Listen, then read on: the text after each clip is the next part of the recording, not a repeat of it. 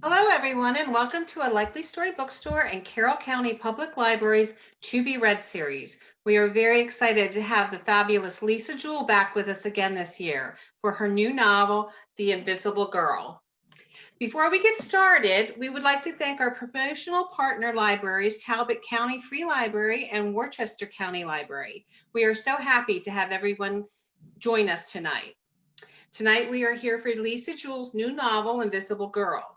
We have signed copies, so be sure to order online or come in or call the store for your signed copy. We appreciate you shopping local and supporting local businesses during this crazy time. In our chat window, please enter any questions you have for Lisa, and she will get to as many as possible after the discussion. Also, I will be dropping the link to our purchase your copy of a signed copy of Invisible Girl, which you can just click on and go right to the website. Lisa Jewell is the international best-selling author of 18 novels, including The Family Upstairs, Then She Was Gone, as well as I Found You, The Girls in the Garden, and The House We Grew Up In. Her debut novel, Ralph's Party, was an instant Sunday Times bestseller. In total, her novels have sold over 4.5 million copies internationally. Her work has been translated into 16 languages. Lisa's latest book, Invisible Girl, is a taut, white-knuckled thriller following a group of people whose lives shockingly intersect when a young woman disappears. As many of you know, Lisa's books are our staff picks all the time, and this one is no exception. We are also very happy to have the wonderful Bethanne Patrick back as well.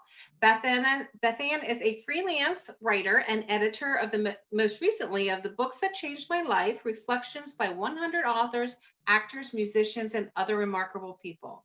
She has a monthly column on hot books, which appears in the Washington Post. Her book reviews and author profiles appear in the LA Times, Poets and Writers magazines, on NPR Books, and among others. Welcome, Bethanne and Lisa, and thank you both for being here tonight. Thank you so much. Oh, thank you for having us. Lisa, why don't you tell us a little bit about your book to start us off? Okay, yes, I was just saying to Bethanne and Debbie before, this is the hard bit, so we're going to get it out of the way first. For some reason, I find it really hard to explain my book succinctly and sort of smoothly and slickly, and I cannot do an elevator pitch to save my life. So I shall go into a long, rambling description of my new book, Invisible Girl. So Invisible Girl is about three people who live in a very well-to-do area of North London called Hampstead. It's mainly about a guy called Owen Pick. Owen Pick is 33 years old. He lives in his aunt's spare bedroom on a lumpy single bed. His aunt hates him and treats him quite horribly and locks all the doors in her flat so that he can't go into any of the rooms in the flat. Owen Pick is a loner. He's seen in his neighborhood to be a little bit weird, and he's also a virgin, which is yeah, he's quite sad about that. And so Owen is a main character who I set up quite early in the book as someone who's got issues. And the big problem facing Owen at the beginning of the book is that he's just been suspended from his job as a college lecturer because of complaints from two of his students about his behavior at the Christmas party. In the house opposite Owen is a family called the Fours family. There's Kate, who's a physiotherapist, part-time physiotherapist, her husband Rowan, who is a child psychologist, and their two teenage children, Georgia and Joshua. And the third character is a teenage girl. She's 17 years old. She's called Sapphire Maddox. And she is a former patient of Rowan's. She used to be treated by Rowan for self-harming because she was suffering childhood trauma for something terrible that happened to her when she was a child. And the main thrust of the novel happens on Valentine's night when Saffron Maddox goes missing from outside Rowan Ford's house, her former therapist's house. But the spotlight of suspicion falls firmly upon the weird guy across the street, Owen Pick. So it's like a three-way drama between these three characters, and it's about how we look for the bad people in the wrong places, and it's, you know, how we form prejudices about people who we don't understand, who aren't like us. And it's all set in the cold, long, dark winter months of January and February. So it's a very dark, chilly, unsettling, unnerving, spooky book. And yeah, so there you go. That's my non-elevator pitch for Invisible Girl. You know, unsettling, dark, and chilling, just what we all need right now in these crazy times. We might as well have something that's not real, Lisa. It is not real. I mean, yes. I promise you it's not real, although a lot of it is, you know, some of my books are based in scenarios and environments and locations that have got nothing to do with anything I've ever done or have ever lived or have ever experienced. This is actually set just over the road from where I live in North London, in an area I know very, very well. And in fact, it's set on a fictionalized version of a road that I lived on for 8 months, like Kate in the book lives temporarily on this road. I lived there temporarily in the same house on the same street. But that's where the similarities stop. Nothing that happened to Kate and her family while living on this street happened to me while I was living on this street. That I'm very glad of that. Yes. And you know, we're going to talk about the change that has happened in your work over the years in a minute. But and first of all, I'd like to say I'm delighted to be here speaking with you. I wish it were on a wonderful stage in front of all these wonderful people who are watching us. But from my house to your house, I think we're doing pretty well. We're doing pretty well. Yeah. The thing I miss most of it, so I still get to talk to you about my book, which is just awesome. The thing I miss the most is the after the event, there's the meeting of the readers and the signing of the books and the taking of the photographs. And oh, that's the bit like you can't recreate that on a Zoom. You can't, not right now, but at least we'll get their questions in a bit. Yes, so we can get the questions, absolutely. Might not get the hugs in, but we'll get the questions in. Something I loved that you said in an interview when you were talking about, you know, what is sometimes known as commercial fiction, women's fiction, chick lit, et cetera, all of these silly names that are given to great reads. You said that you summed it up brilliantly, a journalist said. If you read something in 2 days, some people think it's not as good as something which took you 2 weeks to read. And I love that because that's exactly it. It's not that a book is good or a book is bad. Some books are meant to be entertaining, some books are meant to be educational, et cetera, et cetera. So let's talk about where you see the kinds of books that you write, and then we're going to talk about how your books have changed over the years. Yeah, well, I see my books, the best thing that someone can say to me about one of my books is that they read it in a day. That's my main goal. I don't have any lofty literary aspirations. I don't have any desire to change the world or to inform people or to make people think. I just want to write literary crack that just gets people. I love it. I love that because that's what I want when I pick up a book. The older I get as well. When I was younger, I had much more time and patience and wanted to work hard to get through a book. I got something out of that experience. But the older I get, the more I do not want to work for that pleasure. I just want the book to do all the work for me. And I want to just keep turning those pages and go to sleep too late and get completely absorbed in it. So for me, that's what I aim to do when I write a book. Literary crack is the best. I haven't heard that before. Well, neither have I, actually. I love that.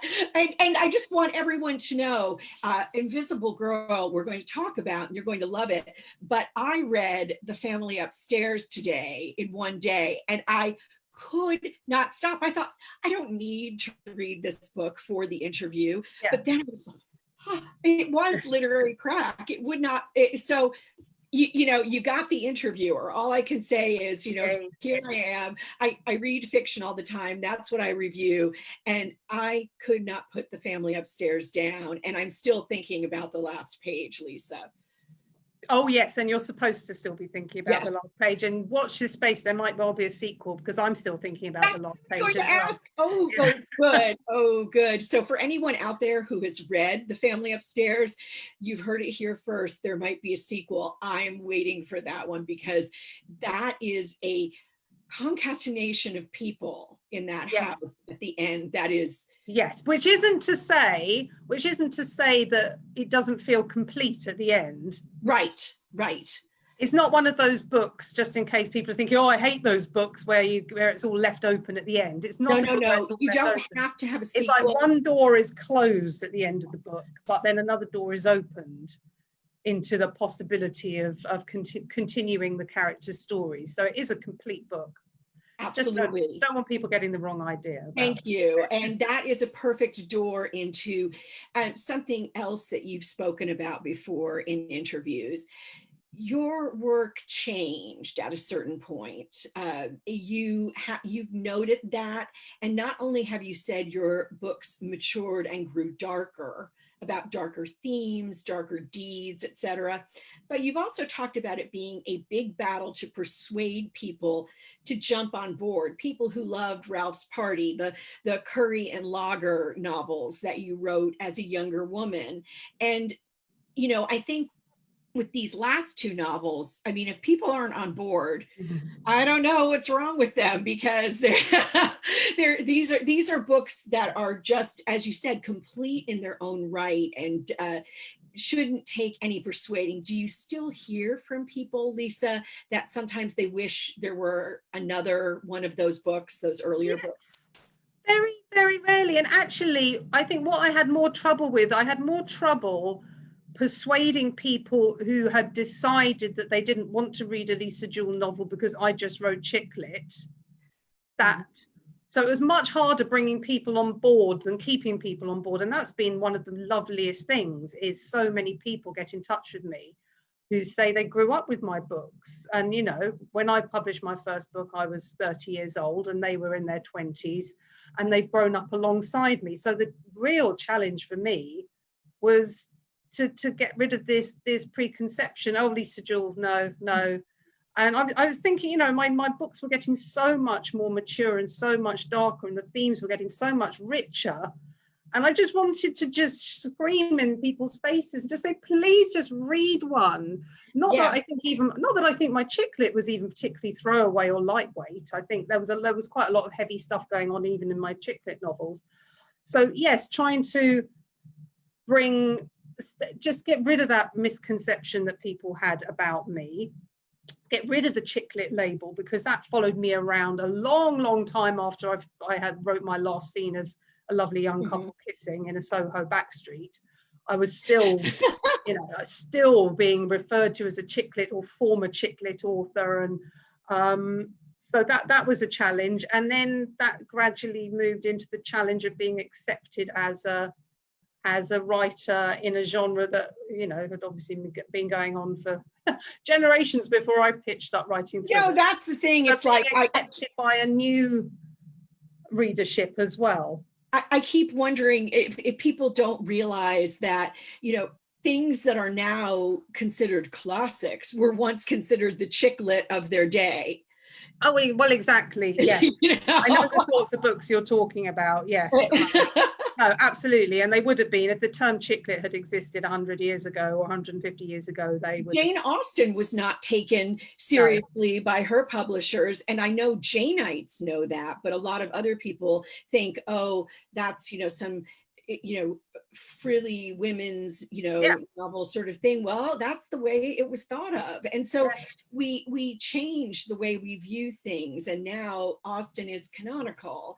Who's to say that you and Nick Hornby aren't going to be canonical? And I bring up his name quite deliberately because you said that reading High Fidelity was the thing that inspired you to become a novelist. And I know you said that many times. We've all heard that. But what I was wondering is, what was it about High Fidelity? Was it the immediacy, the contemporary feel, I read it at a time when I had started thinking about wanting to write a novel, but had very much decided that writing a novel was something to put on the back burner, something to do when you were grown up, something to do when you've had children and some life experience, something to do then when you're ready for it, when it doesn't feel like such an audacious thing to do. There's something, it felt bizarre for me as a 26-year-old secretary to even begin to consider that I had any right to write a novel. So the seed was already there, but as I say, it was somewhere in the far distant future.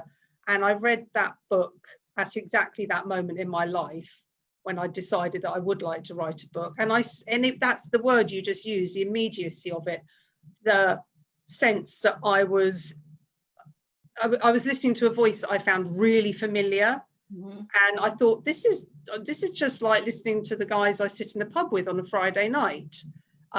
This is familiar. This is the world that I live in.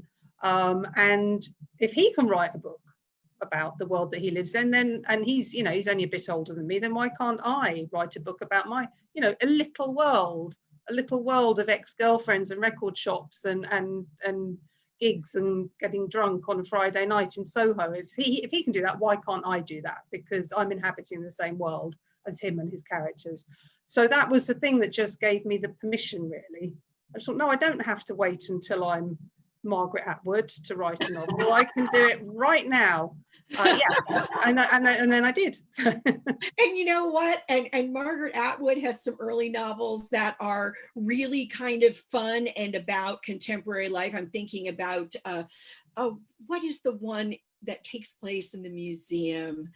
Something of man. Anyway, so everyone starts somewhere. Yes. And I think it must have been both really fun to know that you had a handle on that kind of writing and writing about young people and going out on Friday nights and girlfriends, waking up drunk in your bathtub. I don't even know if that happened in one of your novels. Maybe I'm probably. But then, one of the things I also loved is as your career went on, you did develop a different style. You moved into psychological drama. And here's something I love that you said family is the crucible of all stories. Yes. So let's talk about that. Because family, of course, sometimes it can be, mother, father, 2.5 children. Sometimes it can be the groups of people that you're describing are in Invisible Girl. Yes. Yeah. I think when I said family is crucible of all stories, I did mean sort of blood relation families or people who you shared a household with when you were growing up. And because that's where your story starts. Your story starts the minute you enter this world and you are somebody's child, and you might be somebody's brother or sister, and you might be somebody's grandchild or cousin or aunt or whatever it is. You've come into this world and you've already got these relationships to people, and out of relationships grow stories. So it's just all there. I just can't, it's seen as quite a small way of writing, to write about families. It's what women do. We write small books. Small domestic books about families. And to me, it's the absolute opposite. It's the absolute opposite, because, the dramas contained within a family, they're huge. They affect us. They have such massive impact upon us in ways that we can't even know about, the impact that these moments in our upbringings and our family lives have had on us. You were probably still writing your, late 20s partying novels when I'm going to get her name wrong, the Agasaga woman, Joanna Trollope. Yes. Trollope. And I remember, because I remember reading some of those in my late 20s and early 30s and thinking, well, these are really very good. Why do they keep telling us that they're silly Agasagas about just women? And there was one, I remember so clearly reading about it. It was a woman who was trying to get out of her marriage, and she'd taken a job as a stockist in a grocery store, in a supermarket. And I thought, this is real. This is life. You know, people do take jobs in supermarkets when they're trying to leave a bad marriage. You know, this is not silliness. This is not women sitting around, you know, eating macaron. Yes. Yeah, exactly. And that's what I love. It's that granular sort of look at normal, what, you know, normal. There's no such thing as a normal life. There's no such thing as an ordinary person or a basic family. You know, on a granular level, every single group of people who share a history is fascinating. And it, you know, I could probably, do you know what, I could probably, for a challenge, write a whole novel about one day in one person's life without them doing one exciting thing, and find enough in a day in one person's life to fill a whole novel if I wanted to go that sort of. That sounds like a wonderful charity opportunity. Yeah. I think I would love, you know, if that happens in a couple of years, I'm going to remember this moment because I would love to see, you know, you do that. I think you did use a name. D.I. Curry is the result of someone winning a challenge. And I wanted to say, before you comment on that, a few months ago, a friend put my name in her latest novel. And it was the most amazing thing. And she just did it because she said, you know, you do so much for books and authors, and I want to put you in there. And I'm not saying her name or the book right now because I'm afraid I'm going to get it wrong, since I didn't know I was going to even bring this up. But it was so powerful to see my name in a book and know that it was me. And so for you to do that kind of thing for a charitable cause is really amazing. Yeah, I mean, that and it's such an easy way of helping a charity to raise money, and as you say, also having this massive impact on the person who wins the auction. So it's this British charity that raises money for families who've got children who've got cancer. So it's like and now I can't remember what it's. See, that's why we can't. Yeah, it's called the Macmillan Trust.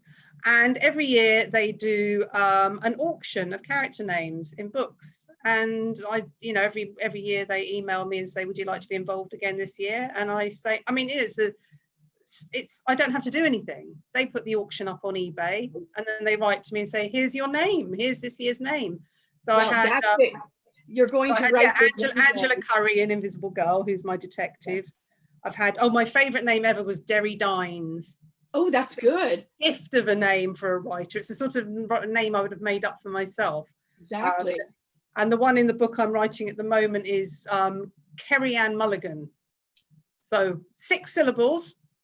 I wouldn't necessarily choose a 6-syllable name myself for a character, but it's still quite a cool name. It's a good name. It's a very good name. Now, speaking of charities and things, you know, like illnesses and other problems in society, along with the psychological suspense, you have grown, your work has grown to take in social ills.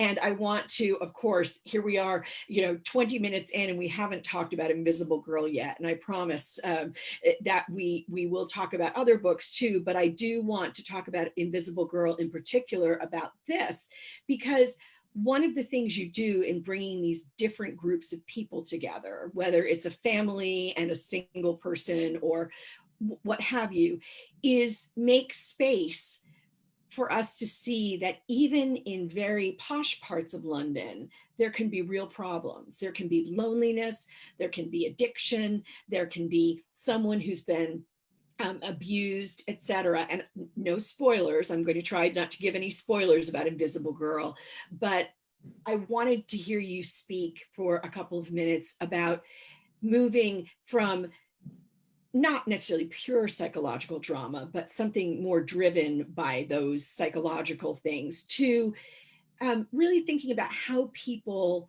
support or hurt each other.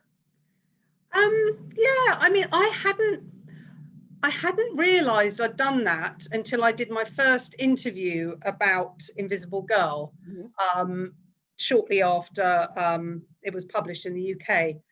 And I found myself being asked questions I'd never been asked about any of my books before. And I found that I was talking to this, it was a telephone interview, and she was talking to me as if I was trying to impart, like you say, some sort of social commentary through this book. And I suddenly thought, whoa, I wish I'd had an extra coffee this morning before I started this conversation, because I wasn't used to going in so deep and so hard talking about my work. And I think, and it is particularly in comparison to The Family Upstairs, which was a real flight of fantasy, you know, for anyone who's read it, you'll know what I'm talking about. It's not based on anything that's ever happened to anyone I know, or is very likely to have happened to anyone, and it's set in these amazing far-flung locations, the south of France, mansions. Not to mention a boarded up Chelsea mansion. Boarded up Chelsea mansions, whereas this one is much, much closer to home and much, much more down to earth, much more grounded in the sort of world that I do live in and experiences I have had and people I have known. So maybe that's what it was. Maybe having spent a year writing The Family Upstairs, which was so, just otherworldly, and to the point where I was scared that I was writing the most ridiculous book that anybody had ever written. No. Then deliberately wanting to bring myself back down to earth with the next book and write about much more familiar things. And that's possibly how I found myself bringing in these, I suppose there's that sense of, because I was writing about my neighborhood and places I knew, it'd be a sense of, you know, there's the character Sapphire Maddox, who I mentioned earlier, the 17-year-old. I walked past her on the street. Right. And as a writer, when you pass people on the street, you don't just see a person on the street, you see a person to whom things may have happened, who may have a story to tell, who may not be as they appear, who may have a dark side or a dark secret. So bringing everything down to this very grounded level gave me an opportunity to really look into the way that social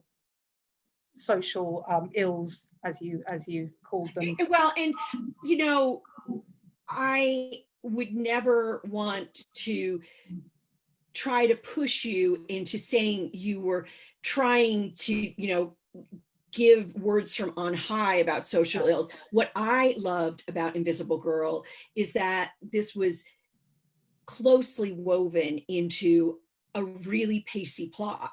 You know, you're seeing real things that happen to real people, but you weren't preaching about them. You weren't trying to solve them. You were just saying, this can be what happens. You know, this is, and one of the things that I did want to mention in there is in The Family Upstairs and also in Invisible Girl, you talk about men who are very controlling and, you know, to different degrees.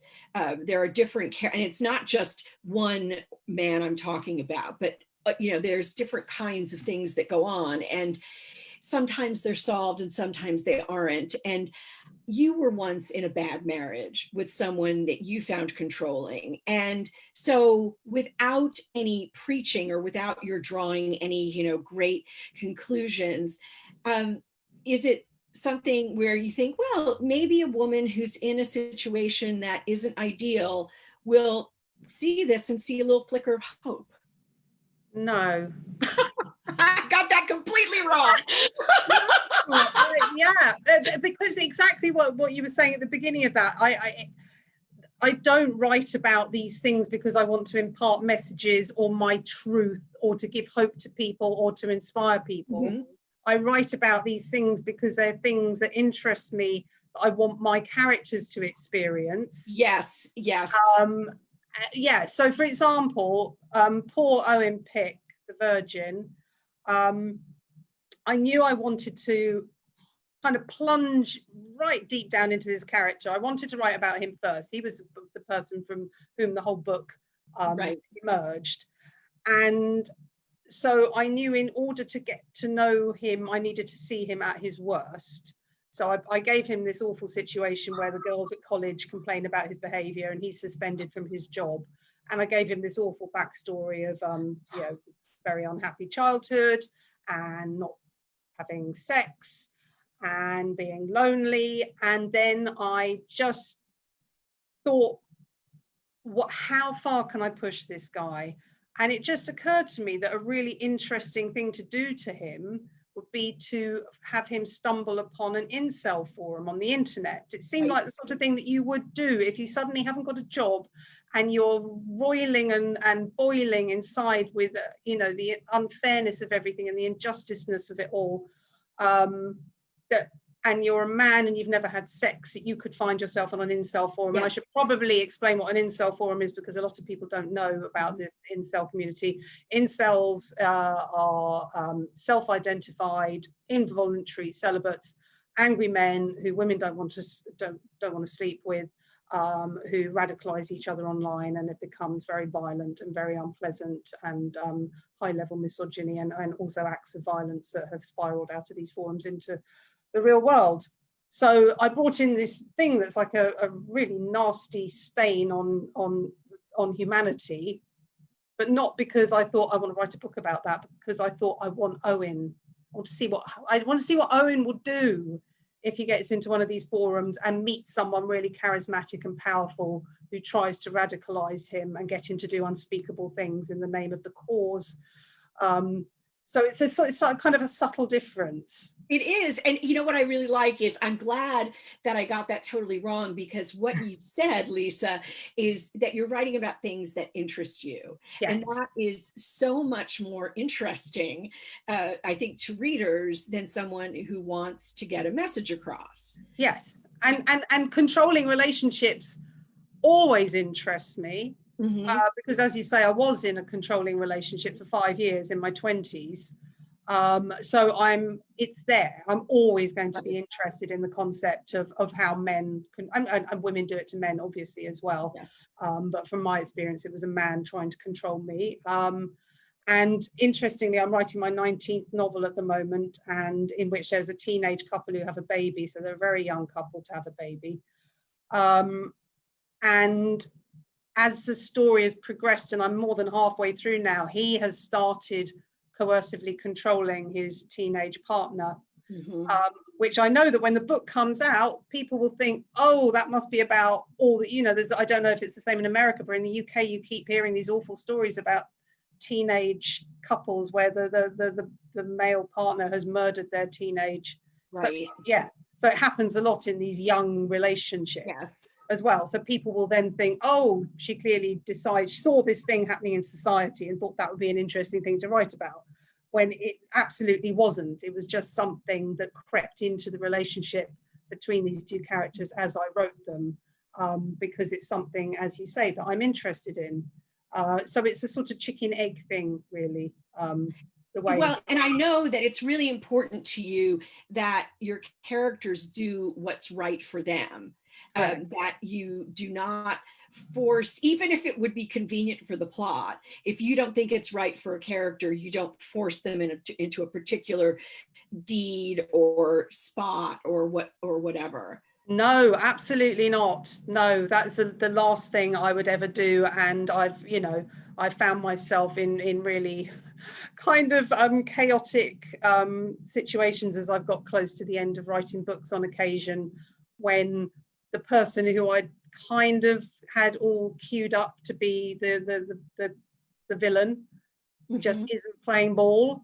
And so I wrote a book called The Girls in the Garden, mm-hmm. which so something horrible happens to a teenage girl at the beginning, and then I introduce this cast of characters who all live around this communal garden, and in the back of my head I just thought, I know who it was. It was going to be that guy over there, the happy dad, the dad that all the kids love, the one who's a little mm-hmm. bit too intimate with some of his teenage daughter's best friends and what have you. It's going to be him. And then as the book, it's actually quite funny, the closer I got to the end of the book, the more I realised that the guy in my head was Phil Dunphy from Modern Family. Oh, no. And once I'd realised that he was Phil Dunphy, it was just like, well, okay, then it wasn't you. It wasn't you. Oh no. Yeah. And I'm not going to change you now that you are this person. Yes. Now that you are Phil Dunphy, I'm not going to go back and rewrite the whole book to make you like more likely to do horrible things to teenage girls. So I just had to go back through the book and look for somebody else who would have had a motivation to do the bad thing to the teenage girl. Because it couldn't be Phil Dunphy. No, it wasn't. That's hilarious. Yes, it was quite funny. It's just like, oh my goodness, what have I done? Oh, How did that happen? now you can put a Modern Family tie-in somewhere. You know? Yeah. Remember, who was it? Was it Faye Weldon who wrote the Bulgari Connection? You know, Yes. and got Who got paid for putting all that? Yes. Yes. Modern Family can sponsor the next Lisa. Too nice to abuse teenage girls. Phil Dunphy. You know, one of the things I also think is very much more mature about, well, but all of the last few novels, but Invisible Girl in particular, is that not every single relationship, not that you've ever done this, but there are a lot of important relationships that aren't romantic. Yes. And you know, I love the relationship between Sapphire and her uncle, for example. Lovely. Just beautiful Yes. to see that. And Kate and her children, for example, Yes. in just, again, speaking about Invisible Girl. So is that something that you think has come with the changes in your writing over your career, that you care a bit more about different things? Is that something that is about the writing only, or about you as a person? I don't know. I think I just wrote a scene this afternoon. I wrote a chapter this afternoon in my work in progress. And it was just, I don't know where it came from, but it was this beautiful, it was almost like a love story of a mother thinking of a relationship she used to have with her daughter when her daughter's child was a tiny baby, and he was in his high chair and he just learned how to blow raspberries, and the three of them were in the kitchen, and the kitchen was filled with the white hot glow of the love that existed between the three of them, the mother, the grandmother, and the child. And I found it really moving to write, and it didn't really move the plot on in any way. And I think that's just a hangover from my days writing relationship novels. Mm-hmm. I still like to have these moments in my books, which, even though they are literary crack and they're just designed for people to keep turning the pages, I think the reader has got it within them to pause for breath sometimes. Mm-hmm. And want to have those moments of intimacy with the characters. Yes. And to experience the love that exists, even though it's all supposed to be about dark secrets and who's telling the truth and yes. You know, what's happening behind that closed door. I think there is still room in the domestic noir genre for those moments of, like you say, the love. It has to still be there. Moments of intimacy. That's really, yeah, intimacy. Yeah, because that really helps you see a character through something that might be dark or depressing, yes. Or also, like you say, in The Family Upstairs, you know, things are a little crazy sometimes, but you're going to believe in it when you yes. see that. I'm thinking of Lucy and Stella, you know, that darling little girl, and Lucy does some crazy things, but then you see her with her children and you think, oh yes. Dog.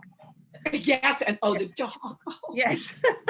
I'm a big dog person, so yeah, that was do you have a dog? Oh, I have a dog, and she's the love of my life. What is she? What kind of dog? This is she's called a Quakerhunter. Was ist das, Lisa? It's actually Dutch. Quakerhunter translates literally as little duck trap dog. So a Quaker is a duck trap, a Hund is a dog, and a Yer is a diminution. You know what I mean? It makes it smaller. So a little duck trap dog. She's a spaniel, and she's the love of my life. Oh, I love it. Well, I have a miniature schnauzer, and she is the love of my life. Unfortunately, I'm not the love of hers, but that's a different. How cruel. But yeah, so even just having animals in a domestic noir novel forces you to be. Although interestingly, in The Family Upstairs, which you read today, and she has this lovely dog, this Jack Russell, called Fitz. and he's introduced quite early in the novel. And one of my readers got a preview copy on NetGalley and had seen in another review that someone had listed trigger warnings, and someone had put animal abuse as a trigger warning in the book. So she got to the bit where we're introduced to this lovely Jack Russell Terrier and closed the book, thought, I can't read it. If something bad is going to happen to this animal, I cannot read this book. And she left this review on NetGalley saying, sorry, I really wanted to read it, but I couldn't because. But the dog is beautifully treated. I know, exactly. So I wrote to her and I said, I don't really understand what's gone wrong here, but I can assure you nothing bad happens to the dog. He's absolutely fine. Cat gets poisoned slightly later in the book. Maybe that's. Yes, so that happened. So I put the dog in for the humanity of Lucy owning a dog, and then somebody thought I was going to do something horrible. I would never harm a dog, ever, ever, ever. Oh my goodness, no, the cat gets it. Yes, the cat gets it, but the cat wasn't really a character in the book. There you go. Exactly. Now, I would love to keep asking you questions, but I know we have time, so hopefully. While I'm waiting for the questions to be posted, I will ask one more question. You are absolutely in a happy relationship and have been for a long time, and you have 2 daughters. And I was wondering, do they read your books? No, not at all. Are they not allowed, or are they not interested? Oh yeah, no, I've always let my children read whatever they want to read, right. Whatever they thought they were ready to read. My daughter still can't believe that I let her read a book about a crack addicted prostitute who lived in the woods and pimped out her daughter when she was she still says, you let me read that book when I was 11 years old. I thought you'd enjoy it. It was a young adult book. It wasn't an adult novel, but it was slightly, she's probably slightly too young for it. But no, so it's definitely not that I don't think they should read my books. It's very much that they have no interest. They're just like, that's mom. That's just. I am so very, very. Some children idolize their parents, and some children don't. And mine do not idolize me. I'm just a slightly ridiculous woman that they live with. Yeah. Instead of, it's such a disconnect, because all of these interviews with you, they're saying, oh, she's so glamorous, she's so incredibly blonde and pretty and blah blah blah, and your children just think, oh, it's my mother. Yes, they think I'm ridiculous. They really do. They just look at me sideways. They go, why are you so weird? I am not weird. People tell me I'm not weird. She's not. Now we have a question from a viewer named Michelle, and she says, have you or will you ever change genre again, perhaps maybe dipping into historical fiction? Now, I know you have one book already that could be considered historical. What's the title of that one? It's called Before I Met You. Before I Met You. That's set in the early 20th century, excuse me. Yes, it's a dual time frame novel. It wasn't supposed to be. It was supposed to be set in 1996, but then I found myself, as I so often do, fixating on a subsidiary character and thinking, oh, I just sort of mentioned you in passing. That's how Sapphire ended up in Invisible Girl. And thinking, I want to know more about you. So in Before I Met You, the main character, who's a young woman, has this step great grandmother or something, who I mentioned briefly came to London in 1919, just after the First World War. Mm-hmm. And I just thought, I'd really like to explore that. I love the idea of that. So I ended up writing a little bit of a historical fiction. Never revisited that idea, as much as I enjoyed writing that, and then moved, as you know, quite slowly but surely into where I am now, domestic noir. And maybe I'll move slowly but surely into something else. Never say never. At the moment, I'm feeling really, really satisfied with where I am now. I can't imagine wanting to change genre. And if I ever do change genre, it'll be so gradually that people might not even notice. But at the moment, I'll notice. Now, Penny J says, who are some of the authors who have influenced your career? Oh, well, clearly Nick Hornby at the very start, because I probably would never have sat down to write a novel if I hadn't read his novel to inspire me or to make me believe that I'd be allowed to. As I've gone through, I think Maggie O'Farrell, and I don't know if she's a big noise in America. I don't think she is. She's a massively important novelist, modern novelist. She's becoming much more important here. Okay. And Hamnet is one I just reviewed, and I absolutely loved it. Unbelievably good. Right. Well, she's been big news in the UK for quite some time. In fact, her debut novel was a very important novel for me in terms of kind of uncovering that latent desire that was clearly inside me to start writing more mystery, I guess, I don't know if you call them mysteries, but more mysterious novels. So After You'd Gone was about, and I've read this so long ago and I can't remember all of it, but the opening premise is a young woman at Edinburgh train station. She's supposed to be getting on a train back to London. She lives in London, and she's looking in the mirror in the bathrooms at the station, and she sees something in the reflection behind her that shocks her so badly that she walks out of the station and disappears. And then the rest of the book is this very slow unpeeling of the layers of what lies behind this startling revelation. And it was just eye-opening how much you could do with so little if you just withhold information from the reader. Very interesting. You just spend even though not very little happens in this novel, it's very slow, it's very slight, it's so beautifully written, but you're reading it because you want to know more than anything else in the whole world what she saw in that mirror. So that was really inspiring for me, and I think that definitely marked a turn in the way I write. I love that. Yeah, so those are the two that really, I think, probably shoved me along to where I am now. Our book club just read Before I Met You, and we loved it. That's from Marilyn B, and she's asking about you're considering writing another one, and I think you've answered that already, but I wanted to make sure that I got her props to you. Thank you. Great question from Carroll M. Can you talk a little bit about how hard it was to write about the incel community and how Owen came to be? Where did he come from? Is this something you had to research?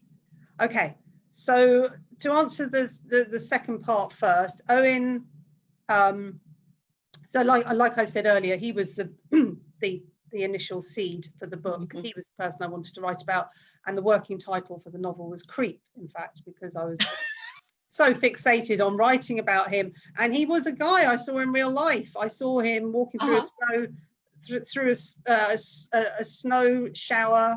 That's not the right word. Snowstorm. Thank you. This is when I'm not a writer or anything. So he was this guy. I saw him walking through a snowstorm, and there were school kids throwing snowballs around, and he looked really fed up. He looked really dark. He looked really brooding. He looked really disappointed and let down by life. And he also had that look about him of the creepy guy in the office. The creep.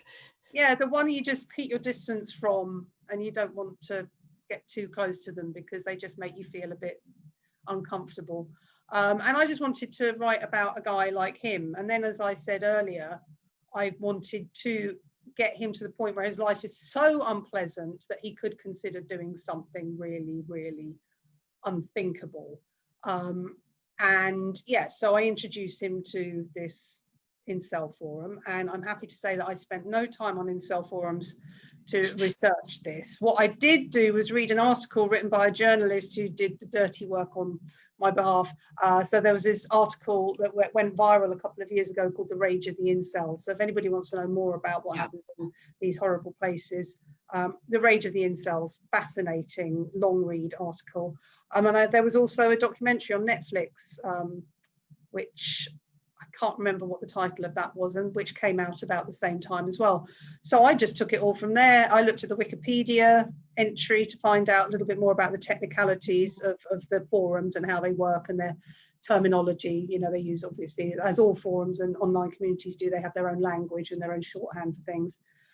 So yeah, I didn't have to get my hands too dirty. In other words, I didn't have to do anything too horrific to get hold of the knowledge that I needed to. Thank goodness, because as you said, it's a pretty frightening world out there, but that's an excellent question. This, I think, is very interesting. Is it harder to write a male protagonist for you or a female protagonist? And that's from Susan T. No, it's hard to write a boring protagonist. Ah. So I always find the good characters in my books the hardest to write. And it doesn't matter if it's a male or a female. It's the ones who are there to do no harm, the ones who are there to move the plot along, the ones who are there to uncover the secrets, and you know, they're the ones, because they've got a job to do. And you have to have them, but you have to have them. Yes, you have to have them. And quite often, because some of the characters in my books are so unlikable, and I know a lot of readers don't like books where they don't like anybody, they need to like someone. So it's always quite useful for me to have at least one character that I know that my readers will have some sort of fondness for, and they are always the hardest to write because it feels more like you're moving them around, like they're a puppet. And sort of... You know, it's interesting because Birdie is certainly an awful character, but I was fascinated by her. Yes. So she originally, Birdie, was going to be my cult leader. Oh. Yeah, so I brought her into the house with her cat in the wicker box, and she was going to be the one. But again, like I was mentioning earlier, I just got a few chapters in with her, and I thought, nah, no, she's too weak. She hasn't got what it takes. She's not the right person to control this household. Yeah, she's got no chin. You can't control a household unless you've got a good chin. I should keep asking. Some authors cannot read the genre they write in. Do you read people? This is from Beth C. Yes, Beth, I do.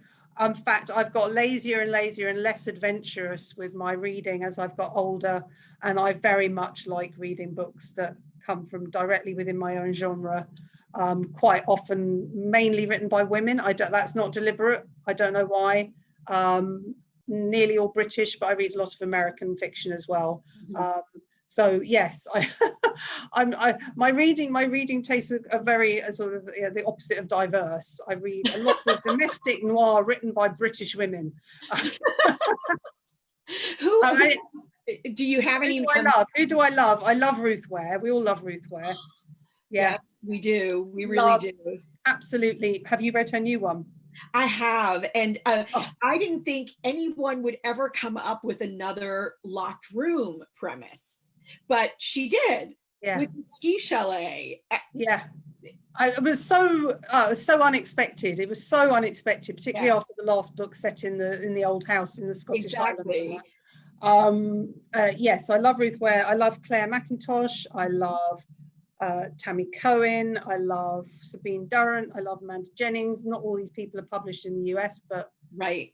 If you ever come across one of their books, you should pick it up because so that's great to hear. Now, I did ask about your daughters reading your books, and Lori M wanted to know if your daughters or husband read your books. So let's talk about your husband. Does he read? All right, well, here's an interesting. Here's an interesting question. Okay, so my husband is not a reader. God love him. But obviously, you know, he married a secretary, and he ended up with a novelist. So the novelty factor of suddenly finding himself married to a novelist meant that he made the effort to read my first few books, and then it sort of tailed off and we had children, and he didn't pick up one of my books for ages.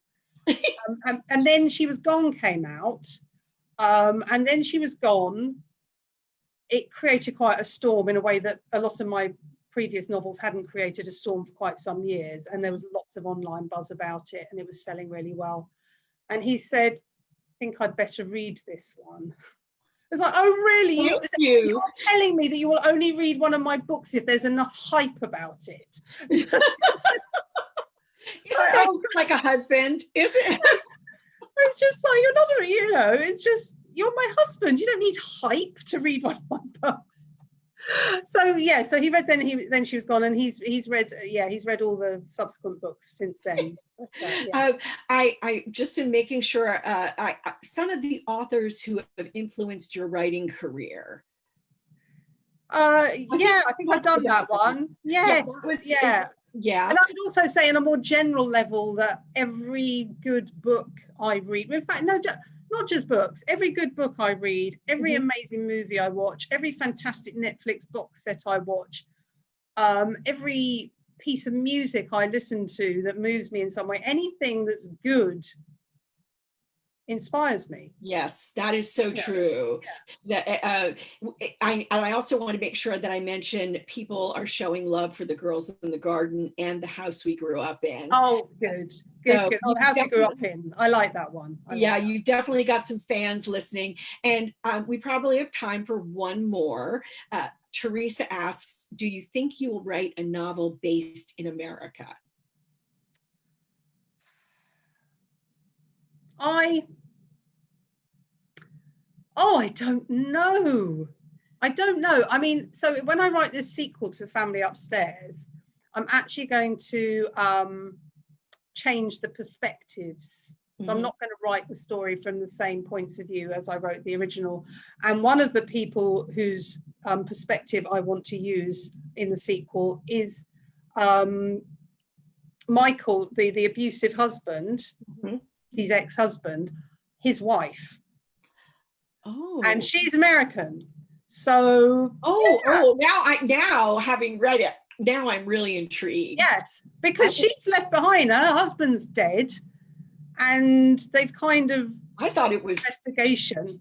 No, they've kind of made an assumption that because he had dodgy dealings that he got topped because he crossed the wrong guy or something, but she doesn't believe that. She believes something else happened, and she knows that Lucy was at his blah blah blah. Spoilers, what have you? So I wouldn't.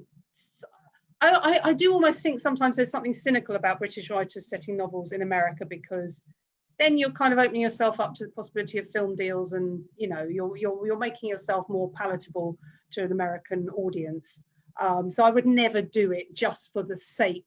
Like I've said about a lot of the decisions I've made, I would never write a book set in America just for the sake of setting it in America. There'd have to be a reason for it. Phil Dunphy, being your character. But actually, I'm laughing. But a question I think everyone would like to know is, are there any adaptations of Lisa Jewell novels in the works? There are so many. Honestly, after years and years and years of not having anybody having any interest in making movies or TV shows out of any of my books, they're suddenly all piling up. So I've got 5 under option at the moment, but nothing in production. So under option is nice. It's nice, very nice. It doesn't mean anything. It just means that someone somewhere is going to see if they can do something with it. But if you come back next year with another book and we get to meet again, then I can pester you about that some more. Yes. Well, hopefully by then, the film industry might have recovered enough for people to actually start making TV again. But so basically, if it's a numbers game, I've got 5 under options. So I'm as near as I'm ever going to be to. That's very exciting. Getting something adapted. And so the one that you're working on now, I'll just nudge what we're all waiting for the sequel, but the one you're working on now is not the sequel. No. And anything else you can tell us of like when it'll be coming out, or? Yes, so I think it feels like this is around publication time for me. This is my slot now in America, so I'm going to assume that it will be October-ish next year. It has I was going to say a working title, but it's not a working title. It's been confirmed with both my UK and US publishers. Tell us. It's called The Night She Disappeared. So it's another missing girl. The Night She Disappeared by Lisa Jewell. You heard it here first, everyone. I love it. I love it. I'm sure you've talked about it in other interviews, but for our audience, it's a first. Yes. So that's okay. So I think I alluded to it briefly earlier that there is this teenage couple who have a baby. And at the beginning of the novel, they've just gone out for the first time since the baby was born to the local pub, and they've left the baby at home with the girl's mother. In the pub, which is in this very leafy, well-heeled Surrey commuter belt village, they meet a group of children from they're not children, they're young adults, from the local boarding school, which is actually for 16 to 19-year-olds. So very, very wealthy teenagers. Mhm. And they all hook up at this pub and end up going back to the mansion of one of the kids they meet at the pub for a pool party, and they never come home. So yeah, so it's kind of a cold case thing, because we start the story 2 years later and there's still no sign of this young couple. Then somebody discovers something, somebody digs up something in the woods behind the posh boarding school, that sets the case back into motion. So You're killing us. You're killing us now. I can't wait to read it. We do have to end, and I want to say thank you to the Carroll County Libraries. Thank you to A Likely Story Books. Thank you to Lisa Jewell for being here tonight and for being so generous with your time. It's late. It's time for bed for you. Yes. But I think everyone has been just delighted. So I hope you all enjoyed the evening as much as I did. And I am looking forward to Lisa's next visit to these shores, maybe in person. So hope everything goes well, so well for you. Thanks again, Lisa. Thank you, and thank you so much for such an interesting chat. I really, really enjoyed it, and thanks to everybody watching for the questions, and thanks to A Likely Story for stocking my books and getting them out to the readers. That's right. And to you all. Signed copies Signed available copies. for A Likely Story. Yes, yes. All right. Good night, everyone. Thank you. Good night, everyone.